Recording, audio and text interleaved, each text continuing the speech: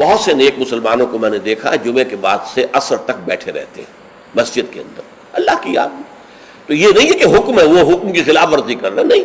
ہاں جا سکتے ہو، اگر جاؤ، تمہارا کاروبار ہے، تمہاری دکان ہے، کوئی تمہارا دفتر ہے، اس میں جانا ہے جاؤ. فانتشروا فی الارض وابتغوا من فضل اللہ، اللہ کا فضل تلاش کرو. اب یہاں یہ بہت اہم مقام ہے کہ مراد ہے رزق، لیکن رزق کو اللہ کا فضل قرار دیا جا رہا ہے.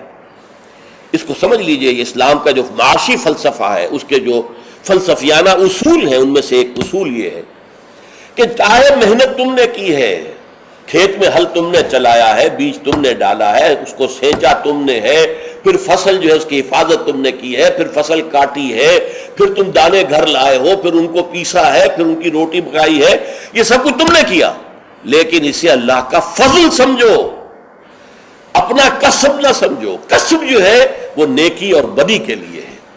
انسان نیکی کما رہا ہے، یہ اس کی کمائی ہے، بدی کما رہا ہے، یہ اس کی کمائی ہے.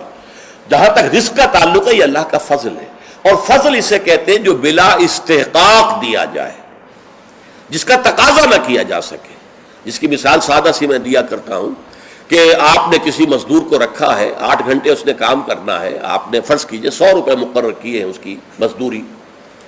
دن بھر آپ نے دیکھا کہ ایک مزدور بڑی محنت سے کام کرتا، دل لگا کے کام کیا اس نے، چاہے کوئی دیکھ رہا ہو چاہے نہ دیکھ رہا ہو. ایک تو ہوتے ہیں وہ کوئی دیکھ رہا ہے تو کام میں لگ گئے، کوئی نہیں دیکھ رہا ہے تو بیٹھ گئے. نہیں، اس نے بڑی جی لگا کے کام کیا ہے. تو شام کو آپ اسے 100 روپے بھی دیتے ہیں، 10 روپے اور دیتے ہیں. یہ 10 روپے فضل ہے، یہ وہ ڈیمانڈ نہیں کر سکتا. ڈیمانڈ تو 100 کر سکتا تھا، 100 طے ہوئے تھے، لیکن آپ نے اپنی طرف سے بغیر اس کے کسی قانونی استحقاق کے 10 روپے اسے دے دیے، یہ فضل ہے. اسی طریقے سے رزق جو بھی انسان کو ملتا ہے وہ فضل ہے اللہ کا، اسے اپنا کسب نہ سمجھو. جب تم سمجھو گے یہ اللہ کا فضل ہے تو پھر دیکھو گے اللہ اس کو کس طور سے خرچ کرنا چاہتا ہے، کروانا چاہتا ہے مجھ سے، کس کس کے حقوق اللہ نے اس میں رکھے. تو فَابْتَغُوا مِن فَضْلِ اللَّهِ وَاذْكُرُوا اللَّهَ كَثِيرًا، لیکن اس میں بھی اللہ کو کثرت کے ساتھ یاد کرو. یہ نہ ہو کہ مسجد میں تو اللہ کا ذکر ہوا، باہر نکل گئے تو بھول گئے، نہیں، بلکہ یہ کہ جو کام کر رہے ہو اس میں کام میں تمہارے ہاتھ مصروف ہو اور دل تمہارا جو ہے وہ اللہ کے ساتھ لگا ہوا ہو. جسے آپ کہتے ہیں پنجابی میں ہتھ کارول دل یارول.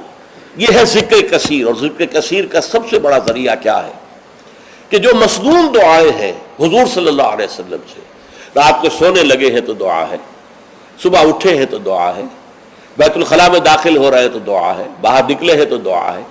ظاہر بات ہے کوئی ایکسٹرا ٹائم تو آپ کا نہیں لگ رہا، وہ کام کر رہے ہیں آپ، لیکن ہر کام پہ کرتے. شیشہ دیکھا ہے، آئینہ دعا ہے، کپڑے بدلے ہیں دعا ہے، گھر سے نکلے ہیں مسجد کے لیے دعا ہے، مسجد میں داخل ہوئے تو دعا ہے، مسجد کے اندر تو ذکر ہے ہی ہے سارا، باہر نکلے ہیں تو دعا ہے، بازار میں داخل ہو رہے ہیں تو دعا ہے، بازار سے واپس آ رہے ہیں تو دعا، ہر کام کے لیے دعا ہے. یہ دعا جو ہے یہ ذکر کثیر کا سب سے بڑا طریقہ ہے، ذریعہ ہے. اور اس کے اندر دوہری ہے بات کہ ایک تو آپ کا اللہ سے تعلق قائم ہو گیا کہ آپ نے دعا اللہ سے کی ہے، ایک آپ کا تعلق حضور کے ساتھ قائم ہو گیا کہ آپ نے الفاظ وہ استعمال کیے جو حضور کے الفاظ ہیں. تو گویا کہ دو نسبتیں تازہ ہو گئیں جب بھی آپ نے ایک مسنون دعا پڑھی ہے. تو دعا ادعیاء مسنونہ جو ہے در حقیقت وہ دوام ذکر کا سب سے بڑا ذریعہ ہے.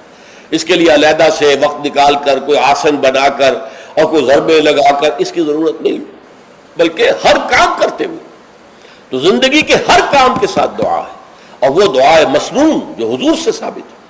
لہٰذا دو نسبتیں جو ہیں جس کو آپ کہتے ہیں ایک تیر میں دو شکار، اللہ سے دعا ہو گئی، اللہ سے تعلق قائم ہو گیا، اور الفاظ آپ نے وہ استعمال